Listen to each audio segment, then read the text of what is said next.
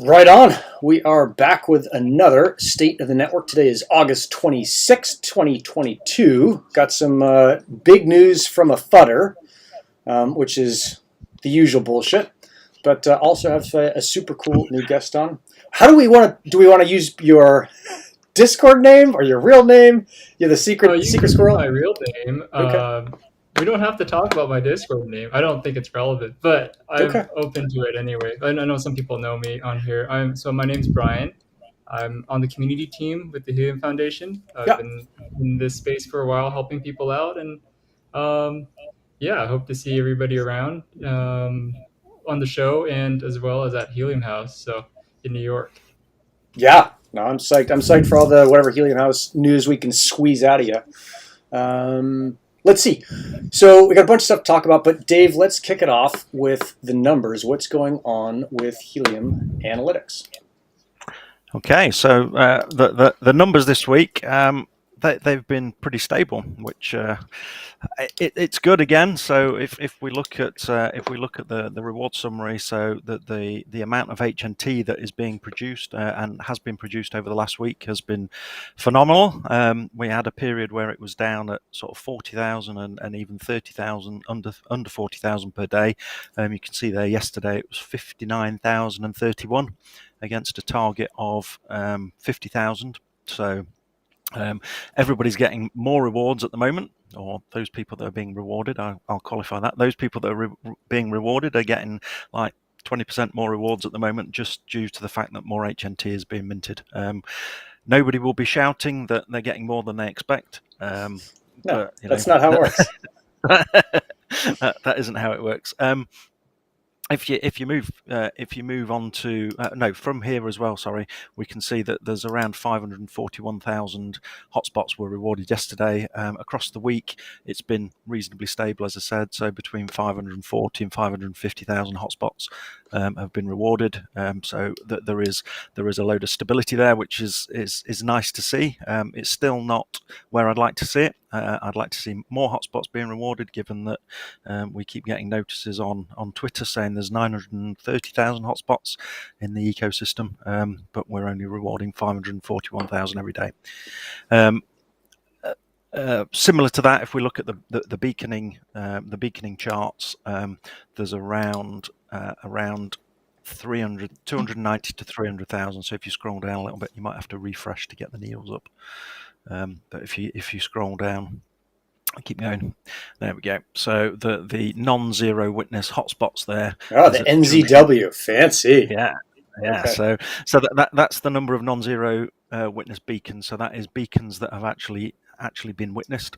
And next to it, the non-zero witness hotspots is the number of hotspots that have actually been rewarded for beaconing over the course of yesterday. Okay. And again, that number is very stable over the week, between 290 and 300,000, which is good.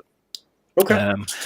The chart below that is not looking so good, and I'm starting to get people ask me on a daily basis what's going on with this.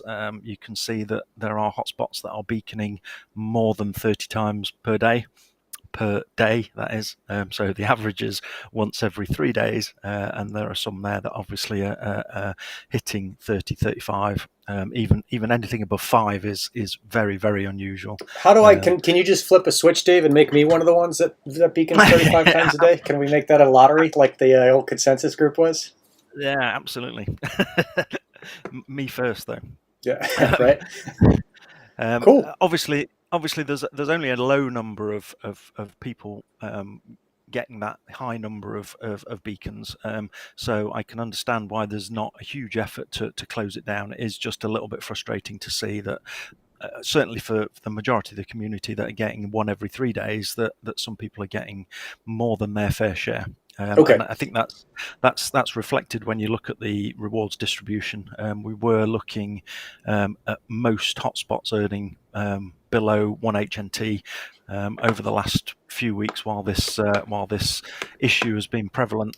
We are seeing hotspots earning up to 3 HNT per day, which in the current environment shouldn't really be happening, no matter how good their location is.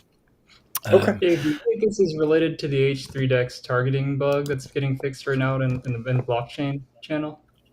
Yeah, so the part of it is that, and part of it is also due to the deny list. So when a bunch of hotspots get denied in a certain area, they'll still count towards that targeting, and because generally these clusters are quite large, it is sort of skewing the distribution in favour of those areas. And because like 1,000 hotspots may have disappeared in that area, 1,000 beacons have got to go to those remaining hotspots that are in that area. So that's part of the reason. So it's not necessarily a function of people gaming that they're getting high numbers of beacons.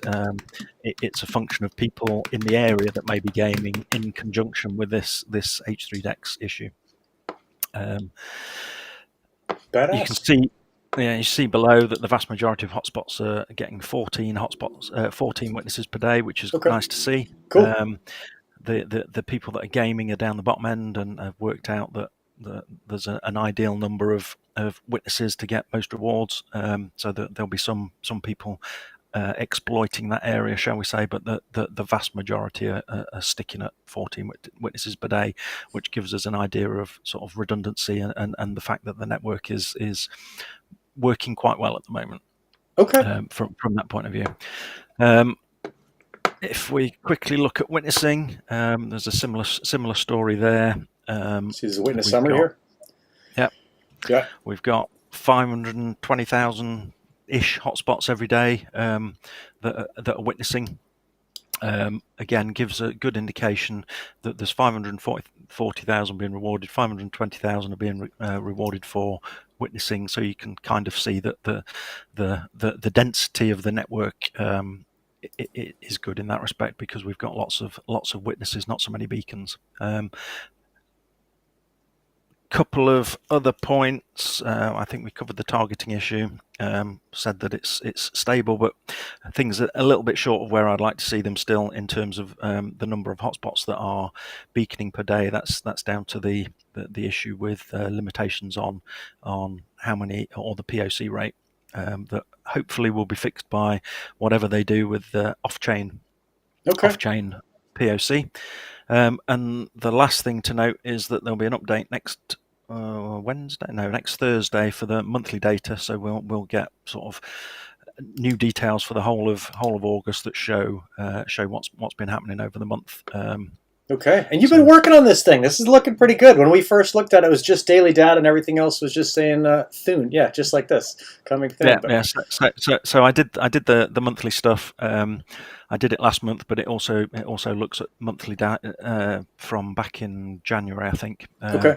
And yeah, so there'll be a new version of this coming out on Monday, and I'll update the site and all the overall data as well that we can see. So yeah, that's a function there that we didn't get any distinct data for the difference between the different POC things. It's not available in the ETL before January, so that's why it starts in January. But yeah, it just kind of gives an overview of what's being rewarded. So you've got your beacons, your witnesses, your challenges that disappeared when we went to light hotspots. So if you go to May, you should see May the 12th off the top of my head.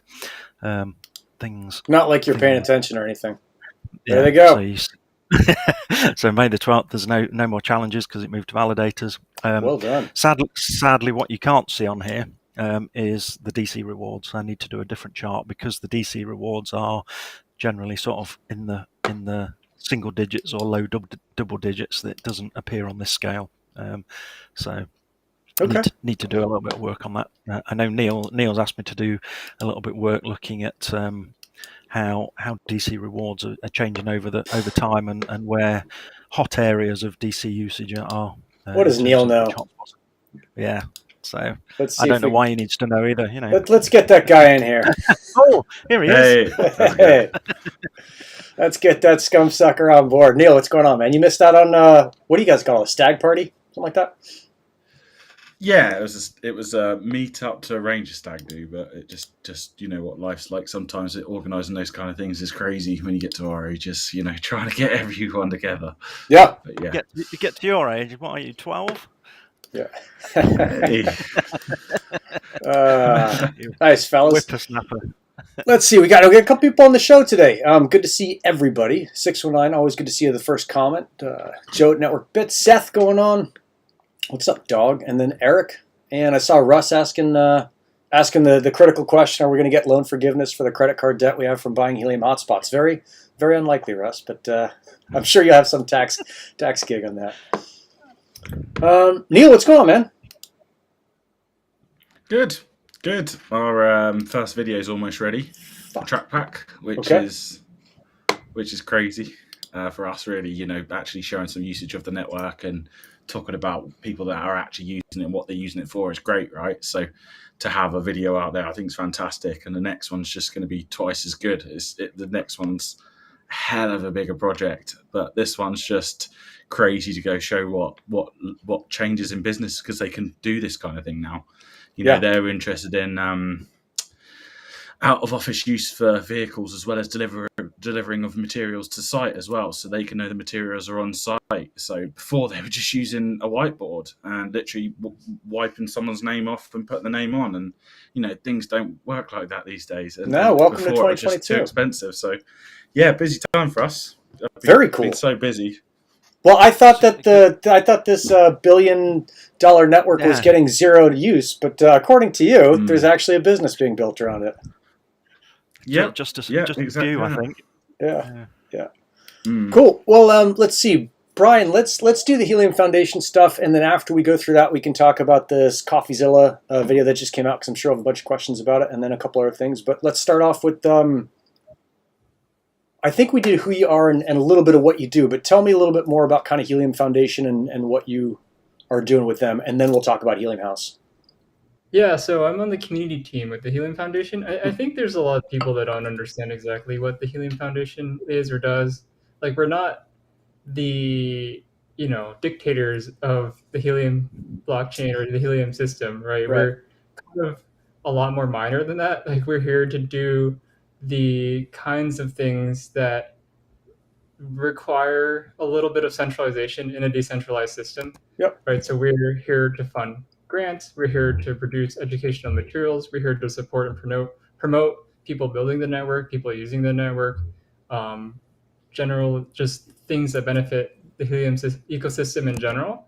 Right. Stuff that like you can't fund or do just by sending out tokens to wallets using a program. And so like whether that's like managing the Discord and like owning these kinds of spaces, or like helping produce communications and marketing materials and partnerships, coordinating partnerships, right? These are kinds of things that you can't do, or that are a lot harder to do in sort of the DAO, like decentralized structure of most crypto communities. And so that's kind of all we do, right? We go like help.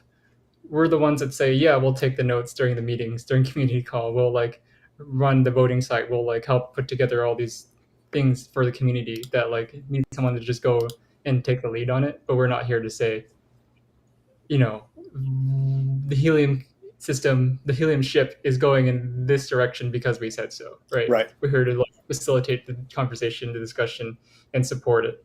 I mean, basically, you guys have all of like the hard unsung jobs. It's like it's you're doing all the janitorial work to make sure the grounds are clean. You're making sure the doors are locked or open as the place is open or closed. Like it's all the stuff that people bitch about if someone doesn't do, but no one cares about when you do it right. It's a hard job. Yeah. So cool. But obviously, Helium Foundation is super important to the running of the network. If we don't have that, then no one kind of remembers to turn the lights off or on and keep the doors locked and everything cleaned up. So pretty cool. How big is the Helium Foundation team? It's not just like a couple people, right? It's grown a lot rapidly, which is why I think some people are like noticing it more this year. Yep. I think we've probably gone from under 10 people to now like 15, 16, 17 people, which is like a 50% increase. So it's, and of course we're growing the team, right? So if you're interested in joining the Helium Foundation, like please go to helium.foundation. We have, I think at least 5 jobs posted right now that we're like actively hiring for, to like, so if you're like passionate about working in the system, where you like might want to do it full time, or just want to check it out and see what kinds of opportunities are there, like please come check it out. Like the team is great. we're all super excited about supporting and building out Helium. And yeah, we have great team culture. The pay is competitive, and you get to do what you love if what you love is Helium. Yeah. All right. Okay. Cool. So that's Helium Foundation. Let's talk then about Helium House that is coming up. What is it? September 20th. Neil, as I've heard, has his passport finally, so that's good. Yeah, so we're excited for Neil to come. Whoa! Welcome. Look at that. That hand even. Yeah, I actually got it for a change, so I can finally come to it. To America. And you've been to the States before, right? I think you said you went to San Francisco and you're like, man, these people have a homeless problem. How is this country so wealthy? You know? So many people without houses. But that's probably another combo. So you've been here before. Cool. Brian, what's going to happen at Helium House? What should we expect if we're going to show up? I know there's a bunch of us that are. Yeah, so I mean, obviously there are still a lot of things that are still coming together, right? So you never know exactly which speakers are going to show up necessarily at this point, but we do have like a lineup planned of like some talks that I'm sure people will be really excited to go see. The kind of basics I'll start with there. So it's going to be on the 20th, September 20th. Yes, it's a Tuesday. It's kind of scheduled that way because there's a large crypto event that week, Masari Mainnet, that's happening afterwards. So if some people want to attend that afterwards, and we don't want to like overlap with them, but we also want to have a lot of the people that are attending come to Helium and check it out and see what we're all about. Yep. We're really excited. So it's kind of Helium's just turned 3 as a network, 3 years old, and the network's about to hit 1 million hotspots really, really soon. Around the time of Helium House New York, and we've just launched mobile token, right? So with thousands of people participating every day in mobile Genesis. So I think what people can expect is, we'll have this event will celebrate all of these different things, right? Helium turning 3, launch of mobile and the sub DAOs, we'll hear from Neil soon later on. There are tons of new innovative use cases in the IoT space, and so we'll have some hands-on demos of some of these different things. Just sorts of vendors who are bringing their products that run on Helium to show off some of the ways that they're using Helium, some of the cool things they're building on top of it. And then Neil, you're speaking at Helium House? You presenting? I think so. I think I'm going to be on a panel. I'm on a panel talking about IoT. I think so. Okay. And Brian, do you guys have a list? I thought Nick at Uplink Engine had been talking and was. I know he's heading out there. He's going to be there. I don't know if he's going to be presenting. Or are you guys just still kind of not sure about who goes where? So I'm not on the planning committee, so I don't have that kind of information. Come on, you should know everything. Yeah, right. This is well known. Every person knows everything all the time. Some people like Neil, we know are going to be there for sure. Some people I think might still be coming together, and some people we probably can't talk about yet. Okay, and there's also like Capcom, who it seems kind of serially terrible at keeping secrets, but is awesome because of it, has been hinting around this big announcement, whatever that is. I think most of us think it's a announcement with the carrier, but I don't know. Neil or Dave, do you have any guesses what else it might be? Who knows? That's my guess as well. I'd love it to be Europe, mobile outside of the US, but I'd like it to be like FedEx is announcing that they're using trackers on every one of those packages. That'd be pretty cool. Supplied by TrackPack. That would be pretty cool. Yeah. No, you got enough business. There's a use case study that got done today on the Uplink, wasn't there, for another company looking to do tracking on a huge scale. I mean, it's all great. I talk to my competitors all the time. Like anyone pushing data is great. I love talking about it. So yeah, seeing all these new competitors come aboard is fantastic. Just going to drive innovation and prices down, which is great for everyone. Yeah. Competition is good for everybody. Brian, it looks like Bobby's going to be speaking at Helium House. That's what Chad Dawson is saying. Is that? Yeah, well, I heard that, but we'll have to see. I don't know anything about that. Like I said, I don't know the speaker lineup, but can neither confirm nor deny. The theme of things is, I thought there was something about Bobby paying for the bar tab, wasn't there, afterwards? That's right. I got that guarantee. That's right. Is he really? Well, okay. So here's what I do know about. I don't know about Bobby paying for the bar tab, But I do know that, it's kind of like the rough schedule of the day. And so here's kind of like the situation for like what you should plan for, right? So like, I think the event will start around 10 or 11, and it'll kind of run until 4. And so that's kind of like the rough timing of the Helium House schedule of events. And then afterwards, there will be like an after party / happy hour. And there'll be some more details about that coming out soon. So you guys can uh, make sure to, but like for now, save the space on your calendar. Sorry, we're all going to party after. So I Dig it. think And then I think I prefer Go it ahead, Dave. that way to partying before,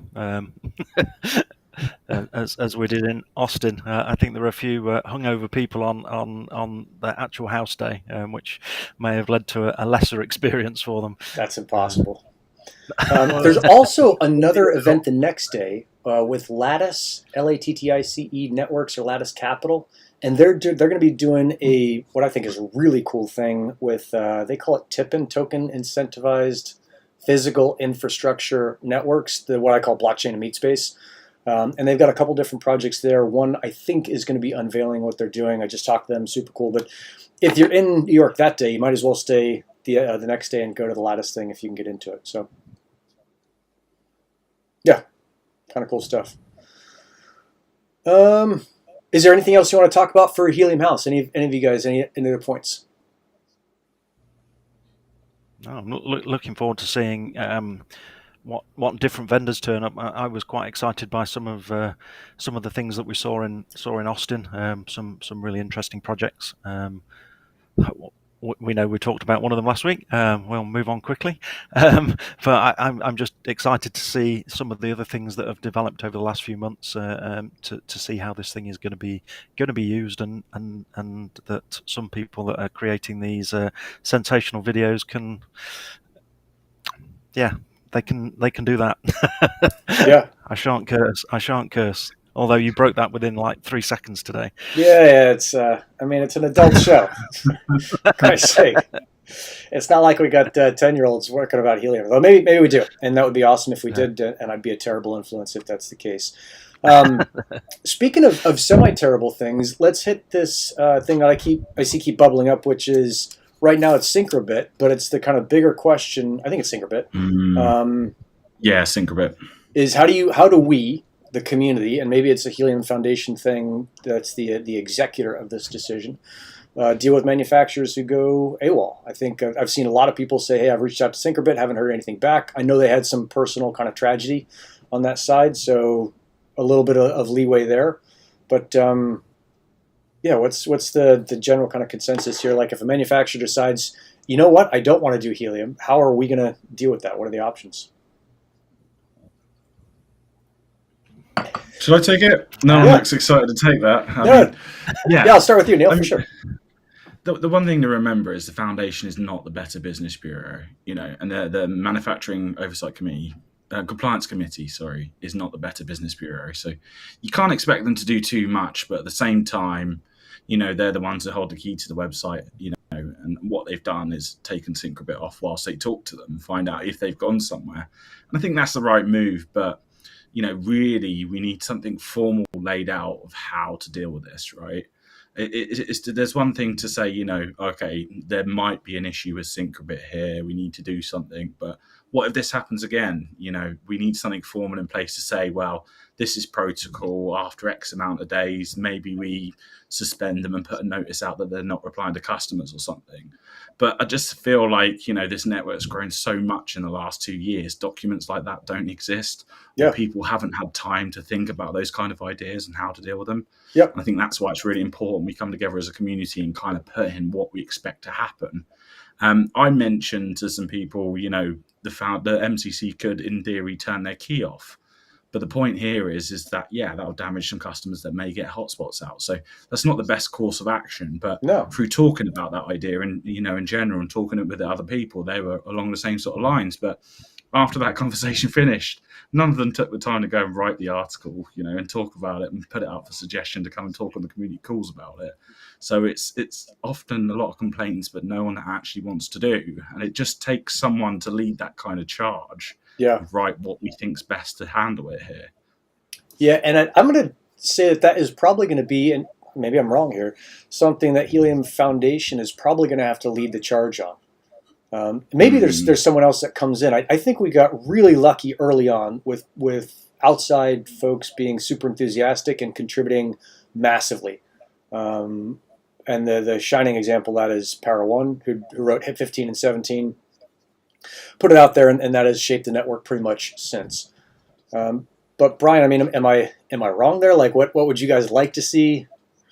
How does that whole thing going to go down? Put you on the spot here.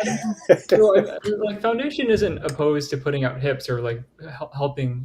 Like a lot of our members are experts on the network and are like know the workings of these things really well and the nuances of like the manufacturing system as it is right now. I think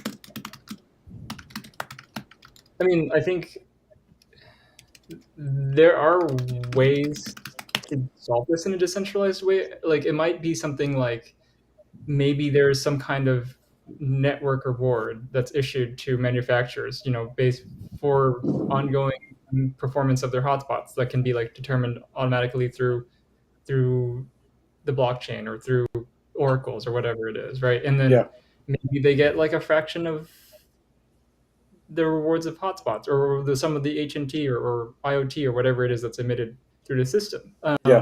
But I think that, and then like maybe if they go out of business, like another manufacturer can take that up and earn that reward for maintaining those hotspots. It could be something like that, but I think this would be like something that the community would have to discuss and agree upon, right? And say like there's a need for this and we like this solution, or maybe there's this way to solve it, or we don't want that extra reward going to manufacturers. I don't know. Yeah, I'd like to see something competitive where manufacturers can like take over the management of another fleet's hotspots and just make it totally cutthroat, so that the hotspot owners end up winning. Although I'm sure the manufacturers wouldn't like that, where you see another manufacturer like, oh, I'm gonna take over the management of that for some fee. But that is a totally half-baked idea. So no, it goes along the line of that vendor staking for onboarding new hotspots idea, and if something bad happens and that gets slashed and that funds could be used. I mean, it's almost like I feel like vendors need to put up some upfront capital, depending on how many units they've got. So if something does happen, that fund could be used to transfer them over to other software. I mean, like cases like Syncrobit, it's really easy because it's just an SD card. But if someone like Bobcat with onboard storage goes, that's a hell of a process to transfer everyone over. So we'd need a lot more funds. So, with Syncrobits, there's already DIY firmware out there that you can load on them. We can get any. If Syncrobit did die today, then we could have everyone on other firmware within a couple of days. It's just a case of notifying them, but it gets more complex depending on what system they're on. For example, like COTX have a completely secure boot image, so no one could help them. Okay, and I'm seeing in the comments Falcon Punch is saying something about COTX, but Neil, I didn't know that you could just swap out an SD card on the Syncrobit and then you've got your own. Oh, well, they're on board storage, aren't they? Sorry, yeah. They're on the Compute Module 4, so it makes it even more confusing, doesn't it? Yeah, he said Codex TPMT has some custom firmware that can be run on Syncrobits. That'll be supported by that team going forward. Seems like that type of solution could be viable as a precedent. Well, that happens quite a bit, right? Nebra's firmware supports everyone. Okay, so it even supports Bobcats, for example, but it's just a case of with a Bobcat, it's much harder to load it on there than it is just replace an SD card. Okay, so one of the takeaways here, if you're watching this and you have a Syncrobit, or you've got anything that doesn't work, is just try. Where would you? I guess you get the Nebra firmware from somewhere, download it, put it on an SD card. It's on the GitHub. It's on the GitHub, fully open source. You're allowed to see it and customize it, and there's a few different options for different makes. But like you say, COTX have their own software, and then there's also a DIY community that has their own image, Ansible playlist, I think they call it. So, okay, and folks can find that in the Helium Discord. Is there's still the DIY channel? packet forwarder. What's up? Yeah. Okay. DIY packet forwarder, the room's called. Nice. So just get in there and ask questions, and people should help. All right. Well, that's pretty cool, because it's definitely a tough question, but it sounds like at least there are a few reasonable options to pursue. I think that the issue here is to get some ideas out in the open, discuss them, refine them. It's going to happen more. There are a lot of vendors, and some of them are in for more longer term results than others. So I think it's only going to happen more over the coming months and years. So something needs to be planned, and it just needs an idea kicking off, and then it can be refined over time to learn how to deal with it. Love it. Love it. Okay, so we got. I think that covers that stuff. Got a couple, some news just for you guys who are watching. The Helium website and a bunch of others went down on Tuesday, Wednesday. What was this, Cloudflare that they were using went down, and that was the problem. It has nothing really to do with Helium. But Explorer was down, Console was down, the main site was down, CrowdSpot was down. Was there anything else? And it seems like that's been fixed as well, right? Yeah, it looks good. Yeah, I think don't see anything CrowdSpot's could a little possibly go flaky wrong. still, isn't it? Yeah. Let's see. I saw one of the things I'd said I wanted to do last week that I'm going to start pushing out is I started looking throughout the Helium Discord server at the announcements, and I saw that Glamos is doing a giveaway, which is kind of cool. So it's like, how do we highlight people who are part of the network and doing things with it? They're doing this giveaway of a Glamos. So just go to glamos.eu/giveaway, and see if you can get one of those, because that's a cool way to map out coverage in your network. The other thing I saw, I'm trying to get Jameson to come on and talk about it, this CalChip 5G to Wi-Fi thing. Have you guys seen that? Oh, I heard about it, but didn't see too much. Okay, let's see if I can pull it up. This may break a few things. From memory, it's a SIM card package that you put in a Wi-Fi module that broadcasts Wi-Fi but uses your 5G, right? From memory. Yeah. Yeah, you put your Freedom 5 SIM in it, it connects to your 5G hotspot and then bundles out Wi-Fi, right? I think so, yeah. Who am I missing here? Yeah. I'm missing Neil. Hang on. I've seen a couple of these go around. They're kind of just, what do they call them, like the little mobile hotspot kind of things, but this one works with your Helium hotspot, right? Yeah, it's cool. So if you were running a coffee shop and you wanted to give out Wi-Fi as well, rather than 5G, they could log in via this. And that's pretty cool. So for $270, I mean, one of the super easy takeaways, just to build on that, is that you've already got this stuff deployed. Just add this thing in, and now you can actually use it while this carrier stuff is getting sorted out. So let's see. Oh, Robert Putt wants to come on and talk controversial shit. Don't let him. Okay. He'll swear more than you. Don't let him. Yeah. No, let's get him in here. Let's get him and Liron and CoffeeZilla in there. Let's see, Mark Verde. You can do the same thing with the phone and Google Mesh. So I think this is in the comments. Mark, this is a super good point, is that if you're a kind of a halfway geeky engineer, there is a lot you can do with Helium. But if you're a more normal person, or maybe not more normal, less technical person, is sometimes these kind of off-the-shelf, like plug-and-play solutions are great for 80 or 90% of the network, where 10% of the network is, can build a spaceship that goes to halfway to Mars in their backyard. But that's only 10% of the network. 90% of us are just like, shit, I'll spend $270 and put this thing in and use the rest of it in the meantime. So, yeah, it was interesting. I was talking to someone about trackers, and they were saying, don't use TrackPack, use Tag.io, and then do this and this and this. And I was saying, well, some people don't know how to code in the slightest or create a web dash. So that's great if you know how to do it, but if you don't, then it's just like a labyrinth of mazes that you'll never get through, So yes, not everyone will have a use case for TrackPack. They could do it themselves, but some people this is perfect for, and that's why it's so good. You're not the only person in the market. Nick experienced the pain of using sensors on the network when he first got into it. It's not for everyone. It certainly requires some level of geekiness and skill, and I think that's where TrackPack is fantastic. That it is scan and go basically. Different user levels have different requests, don't they? They can deal with different things, but cool. And for the price, it's not really worth doing the geeky thing yourself, other than for your own entertainment. There's a deployable solution out of the box that Neil's providing and other people are providing. That there is no need to do it yourself unless you want to make a business out of it. Yeah, I think some people suffer from like a lack of vision a little bit as well. Just because it's not perfect for your use case doesn't mean that there aren't other use cases that are great for it. Just because that one thing doesn't work exactly how you need it doesn't mean it's useless. Yeah. You know, and the people say that all the time about the Wi-Fi DAO or the mobile DAO. Well, I've already got 5G coverage, or I've already got free Wi-Fi, or there's free Wi-Fi here. Well, you know, there's plenty of places in the world that don't, and that's Yeah. where it's going to have so much more impact in. You know. Yeah. No, I think it's tough. Is that we all have our own little lives that we go around. We see the world through our own eyes, but there's apparently there's 6 billion people on the planet, and maybe our problems are not their problems. So None of them are using helium. Remember that. yeah, I think that's why it's hard for people to see like IoT use cases. Like, where Neil has a company that runs it or does this every day for a living, right? He's like, oh yeah, of course, like this makes a lot of sense. But like other times, like especially with helium, I think ideally, if helium gets really big, most of the people using it won't even know that they're on it, right? right. Exactly. So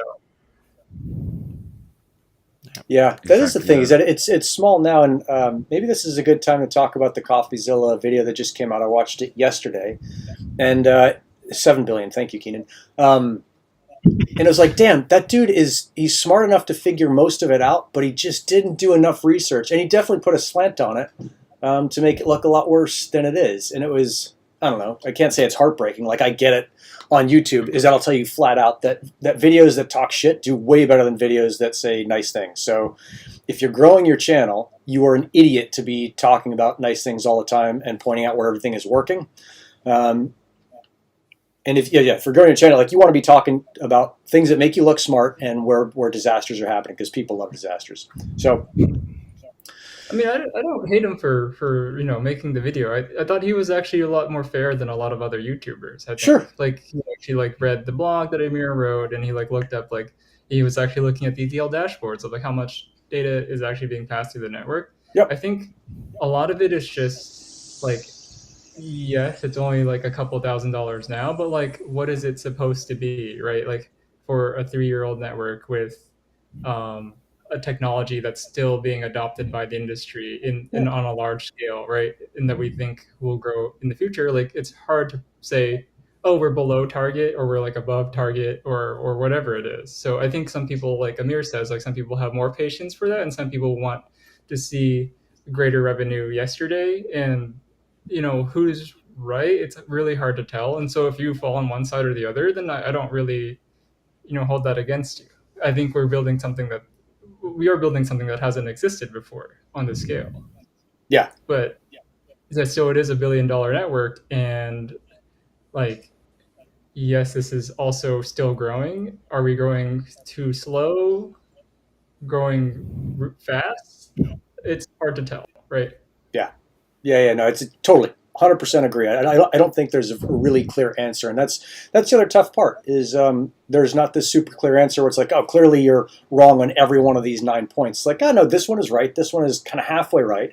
This one is like definitely a slanted version of what happened, and that one is correct. So I think you've got to bear in mind. So yes, the network's been around for 3 years, but it's only really been mass usable in the last nine months or so. In terms of the number of hotspots that are around, there was sparse coverage 9 months ago. I think when I started 12 months ago, there were like 27,000 hotspots globally. There's now 930,000. It makes it a lot more accessible for people to use. So things have moved on. Neil's now swarmed with dogs. Yeah, you need a couple more dogs in there, Neil. So the network grown to a point where it can be usable, and then you've got people like Neil that are making it easy for non-technical people to be involved, and that's something that's only happened in recent months as well. So in terms of growth, we're still at the beginning. Maybe last year people were using it sort of as a hobby. People were using it on an individual basis, and they were checking out sensors, but only because they were a bit geeky and technical. Yeah. But now people like Neil that have built use cases and built something that can actually be used by anybody. And as we said, you don't actually need to know that you're using helium. Neil can sell a sensor to somebody and they can use it to track whatever they want, and they don't need to know that it's on the Helium network. They just need to know that it works. So I think we're still very early in the journey. I think people making these videos, they've obviously got an agenda, but I think they're also quite short-sighted, because it is the start, and things are clearly growing. Yeah. Yeah. I have to be a bit controversial here, but I don't think the network's been ready until sync was turned off. I think that's the point when there was networks ready for sensors, because the conversations we've had from the big guys that have rolled out IoT sensors, LoRaWAN sensors, not on Helium now, and I'm talking in the number of like 100,000, 200,000 per site, big government contracts, they wouldn't use the Helium network because they couldn't keep a hotspot up. Right. They couldn't keep it in sync. It cost them a fortune in a 4G SIM card. And why would they do that when they could spend half the price and put in a TTN gateway? So to me, this network's only been viable for the last couple of months. Coverage-wise, then on and off for about 6. But as a real business, I think couple of months now, is it almost? Yeah. And we want to use it in a much bigger fashion, but we don't think the tech's there. So anything we want to do for tech now is 6 months to a year out. So there's people that are further along in that process, some people that are behind on that process compared to us. So it really is going to be another year or so before we see data in huge numbers, in my mind. And that is a recent thing. We're early. We've just seen this network get built. It sucked because it couldn't stay stable. We're sorting the problems of being stable out now. We're evolving into something much better, much bigger. But really, it's young. Yeah. Totes. Totally. I Yeah, think that's. I agree with Neil there. Like the network has had its like share of issues from scaling, just the massive amount of growth that we've encountered. And I know everybody here and everybody watching probably has some idea of or experience of that, right? So I think a lot of the growth and development focus going forward is on increasing like the reliability and the experience of hotspot owners and data credit users and sensor owners and business people like Neil. It's definitely the priority going forward. I think that the point you make, Neil, about moving to light hotspots and the ability to use 4G, I think that's perhaps going to see the slowdown in trend of hotspots increase again, where people can hopefully deploy them in more remote areas.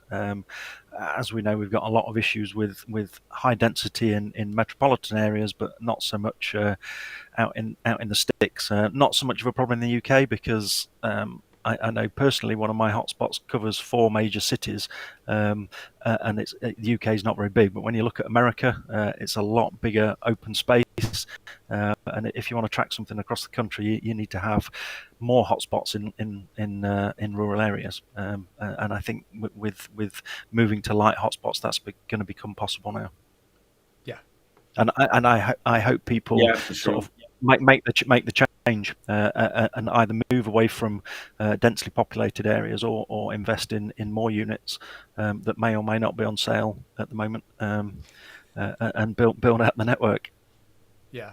No, it just needs like. To me, it's like Helium gave people like it peeled back the curtain on what a manufacturing and industrial process or company looks like. Is they have to plan ahead a couple of years, and most of us are not used to that at all. We're used to someone else doing all of that planning for us and then announcing when it's totally ready to go that it's going. But Helium gave us all an inside look. Like, this is what it's like to build a network. If you worked for Verizon in the last 10 years, you would have seen the same thing happening, or 20 years at a slower rate, and you would have been subject to all the same kinds of things that Helium has been subject to. But with Helium, it was just all out in the open. So when people say they want open source, like, you get both sides of it, or you want like everything to be open, you get both sides of it. You get the super good stuff, but you also get to see behind the curtain. So that's just part of the deal. I've seen Texas is big. That is a true fact. in the comments, Texas is yeah, large country. And it's hot. Yeah. You can promise cooler weather in New York, can't you? Fingers I crossed. can't deal with it. Can't deal with 40 degrees again. Yeah. Let's see. I've got one or two last pieces. I want to make sure that everyone knows there's a community call next Wednesday, August 31st at 0900 Pacific. So this state of the network is, I mean, we're not officially associated with Helium. This is just kind of me and a couple buddies talking about what's going on, but the community calls are a little bit more official. So if you want to see what's going on at a little bit more technical level, that's a great way to do that. And you can find all those details on the Discord. Is there anything else that you guys know about for on the Helium side? Brian, anything you want to make sure people know about coming up? So right now our grants program is closed to new applications. We're processing I didn't know a that. lot of we're processing. Yeah, we got quite a number of applications that we're really excited about, but we have to focus on processing those and getting those grantees supported. Yep. Still working on those. So the grants process is moving. We're just not open to new applications at the moment, and we'll be opening up again in September. Okay. But in the meantime, we have some exciting grantees, including Neil, I think, if he wants to talk about it. Ooh, did you get a grant, Neil? Yeah, we did. We did to fund a use case sample for installation of trackers and then film a video. So Awesome. the video is almost ready. We got a rough shoot that I've showed a few people today, Okay. and it's looking fantastic. So I like it. it's basically the grant covers media use, trackers, sensors, everything, including the grant. And a big part of that is talking about the journey that I've been through with this as well. So I'm going to be shooting some video for my YouTube, going through the grants process, how to apply, how the best way to talk to people on the Discord is, and find that funding as well as development, and start something on Helium. Because it's just the right time to do it. You can make massive waves because you're so early. Yeah. That's the point, and people take that opportunity now will get the support and they need, and that's what I'm going to be doing in some videos. Oh, looks like Mark Verdi says give you even more money, so that's good. Good, you got some support there. The last comment I've got, or the last thing I wanted to talk about, was this. Panther sent the MCC an updated. I'm reading this. This is not off the top of my head. Updated list on the 23rd, so today's the 26th, with 1,400-ish hotspots that hadn't been onboarded. 1,300-ish of those were eligible to be onboarded, and then 79 were ineligible due to errors. All the customer hotspot serial numbers that were submitted to the MCC from the Panther team have been processed. For the ineligible hotspots, the MCC will process any additional data provided by the Panther team. So just kind of a PSA there that stuff is being worked on with the Panther side. Panther and the MCC are kind of going back and forth on fixing that as fast as everyone can work. And hopefully good stuff is happening. So, or not hopefully, definitely good stuff is happening. But there's a ton of behind the scenes work that goes on there. I know every so often when I check on that, people are like, nothing's happening. It's like, no, people are working on that. It's just a big pain in the ass, to be totally honest. Let's see. I got a couple questions I saw, like someone wanted me to compare, was it Bobby or Chad wanted to compare Helium and Pollen. I've done that in other videos. They're doing the same thing. They're definitely competitors, but I think we need to support both of them. I've got both of them up. I think they're both awesome to do. The big difference is that Pollen is paying out mappers and Helium so far is not. But I did see a question about, I think, was it Siegfried or someone else had asked about what we think is going to happen with the 5G mappers. And I know for 50% of our folks on this call, they don't give a shit about 5G, or at least it doesn't affect them. No, I want one. I want one so bad. I keep saying to Keenan, there better be mappers at an NYC because I want to cry up close instead of away at far at the tech for a change, Yeah, that's right. That's right, because you're coming there, and there are 5G units in New York, and I bet they're going to get the shit mapped out of them while we're there. One of the most mapped areas, NYC, while we're there, right? Yeah. Well, that's the most regular hotspots. Might as well do something else. Let me see what else is going on in the comments. Is there anything else you guys have? While I'm tracking through comments. I've always got more to talk about. So if we run out of stuff, yeah, I mean we have the grants program it's still going even though we're closed, right? So and like we're funding the grants from people like Neil. Use case scenarios, like if you have a fun idea or something you just like a dream for that would forward Helium in some way, like when the grants process reopens, like please do submit a grant. Like we love to help enable the build. Like this is what like Foundation is for, right? So we're for sending HNT to projects to support them that like would benefit the overall ecosystem but otherwise wouldn't be rewarded or built out, right? So that's what we're super excited about. So we have like, I don't know, just some interesting things that you might be you might want to know about is, some of the grant projects that have recently completed are like HNT scan. So like, yeah, Helium Explorer went down for a little bit because of issues with their DNS provider. Mm-hmm. I think Cloudflare. Not 100% sure on that, but like we're funding like another Helium Explorer project called HNT Scan, which is built by the folks over at Hotspotty, which is still like, which has just been released somewhat recently, and this is going to be like, I think, a very cool alternative to using Helium Explorer. So maybe it's faster, maybe it has different features, maybe sometimes Helium Explorer is down, or maybe you just prefer it, right? So we're here to like enable the community to build cool things like this, and this anything you need Helium Explorer for, you should, HNT Scan might also be able to help you out with. Other recently completed things, if you go to heliumgrowth.app, this is a recently completed project that like visualizes the growth of the Helium network through time. Heliumgrowth.app. Did I break that thing? Anyway, Okay. the That's URLs is wrong here. But if you Google it, I think it'll show up. All right, I can try it again. Otherwise, we can post a link in the video description after.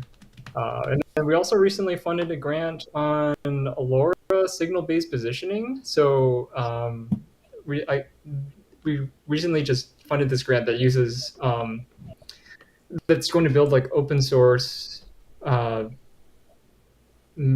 It's going to be open source, and it's going to allow for like indoor and outdoor positioning based on helium. So it'll just use metrics like RSSI, SNR, time of arrival, and allow devices to produce some kind of location data based on just those metrics, I believe. So it'll really enable community members to build cheaper, smaller, lower power devices. So we're really excited about that as well. And then, and if you want more updates on that, I think Clarissa will be giving an update during the community call on Wednesday, 9 a.m. Pacific time, 12 p.m. Eastern time. And I generally just encourage everybody to attend the community call, because that's kind of where we go through the HIPs that are proposed and things people want.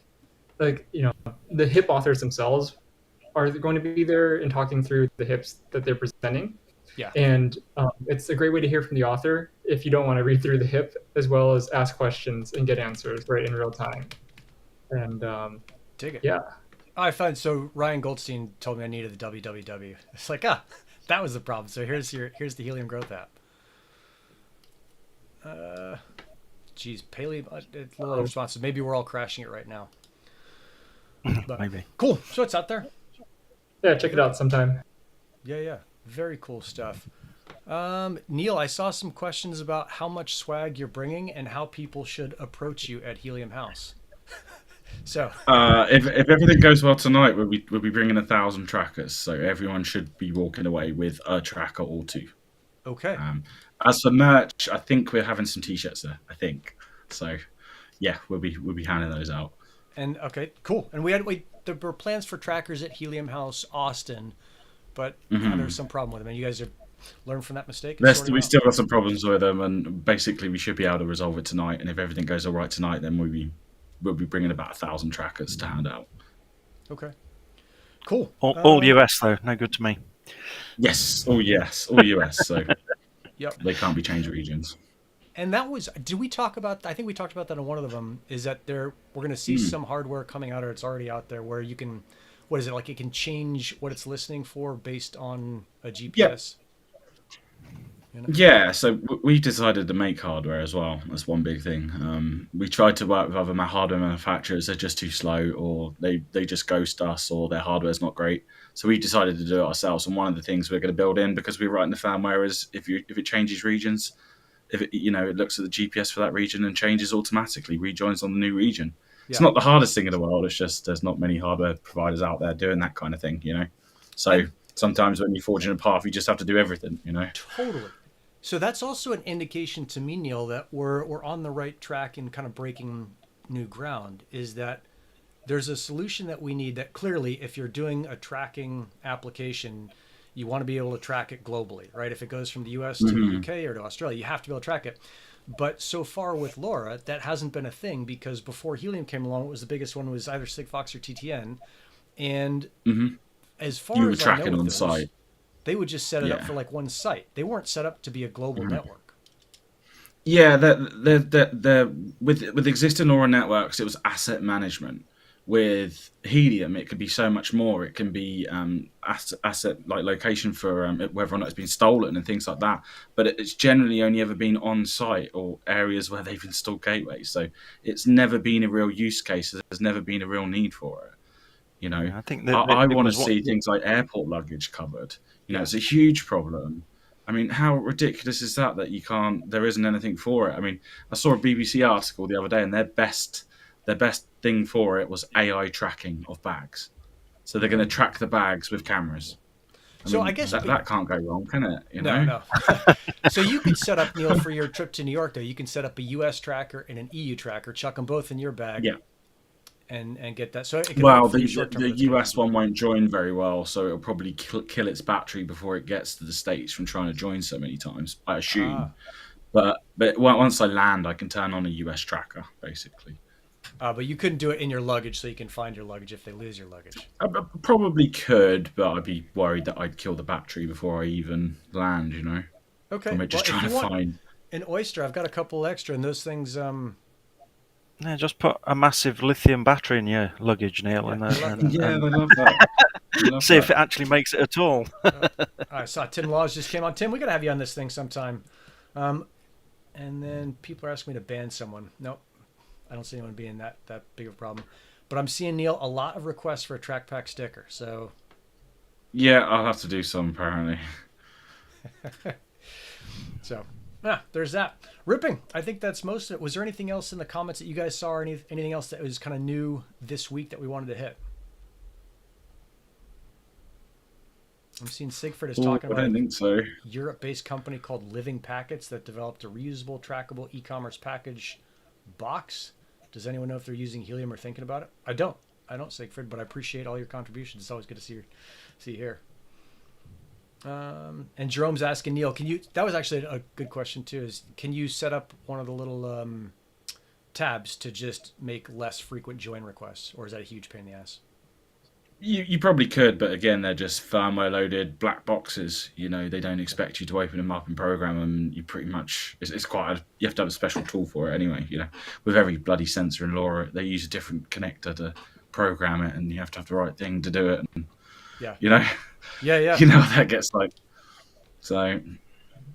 Yeah. No, it's still. I think that's, again, if I actually wanted to cover this, I may do it in a separate video, but it's like this video on how to make decisions and how to assess a project. And a lot of the times is you have to look at the really big picture and see, when you see these accusations against Helium or like a problem with the sensor, what does that indicate? Does it indicate that the project is permanently broken, or that no one will ever come up with a sensor that will be able to be tracked globally on a LoRa network? Or does it just mean that it's a problem that hasn't been solved yet and it's totally possible that it can be solved? So, and in this case, it's like I haven't seen yet a problem that can't be solved, or that we look at that and like, oh, you can't ever do that. So, Yeah, it's just a case of knowing what you want in the firmware, so you can send requests to the tabs to change the configuration in them without having to open them up. But if that's not in the firmware, then you can't do it. All you need is to develop that firmware that will allow incoming requests to change the parameters, like frequency of pinging or frequency of join requests, anything like that. But people haven't had to worry about that in the past because they've not been looking at the wider issue. And as Neil's found out, that there isn't a product that fits all the needs. So just make your own. Build in what you need, what you can see will make it more useful. It's still early. It's still so early. Like the things aren't built yet. So.